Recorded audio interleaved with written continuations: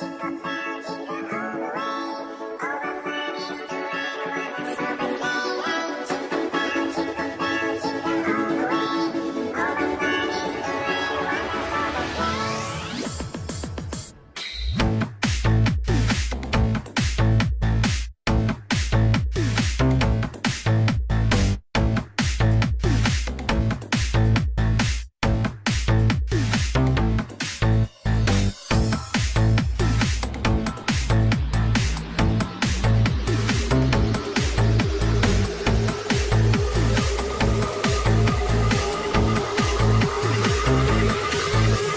ngày Giáng sinh an lành, cùng dồn tiếng ca tưng bừng, rồi đến đây sum vầy tiếng chúc vang mọi nơi.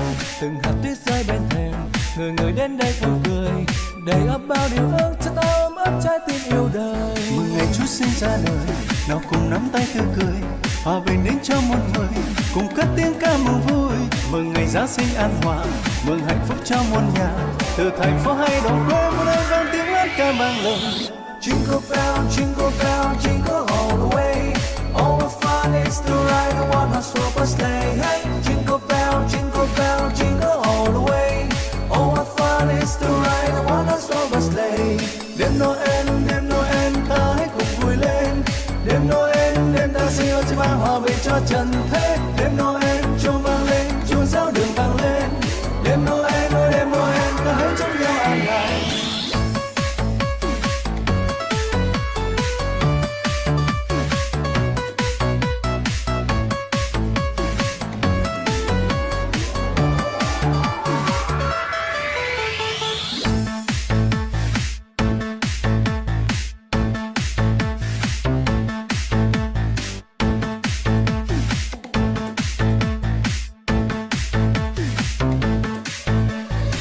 Giáng sinh an lành, cùng dồn tiếng ca tưng bừng, rồi đến đây sum vầy tiếng chúc vang mọi nơi. Từng hạt tuyết rơi bên thềm, người người đến đây vui cười, đầy ắp bao điều ước cho ta ấm áp trái tim yêu đời. Mừng ngày Chúa sinh ra đời, nào cùng nắm tay tươi cười, hòa bình đến cho một người, cùng cất tiếng ca mừng vui.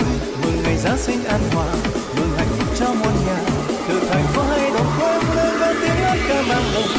Jingle bell, jingle all the way. All the fun is to ride the one horse open sleigh. Hey, jingle bell, jingle all the way. All the fun is to ride the one horse open sleigh.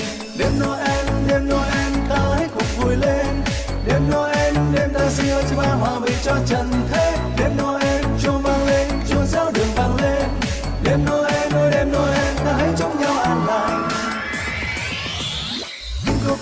Jingle bell, jingle all the way. All the fun is to ride the one horse open sleigh. Hey, jingle bell, jingle all the way. All the fun is to ride the one horse open sleigh. Đêm Noel, ta hãy cùng vui lên. Đêm Noel, đêm ta xin ơn cho ban hòa bình cho trần thế. Đêm Noel,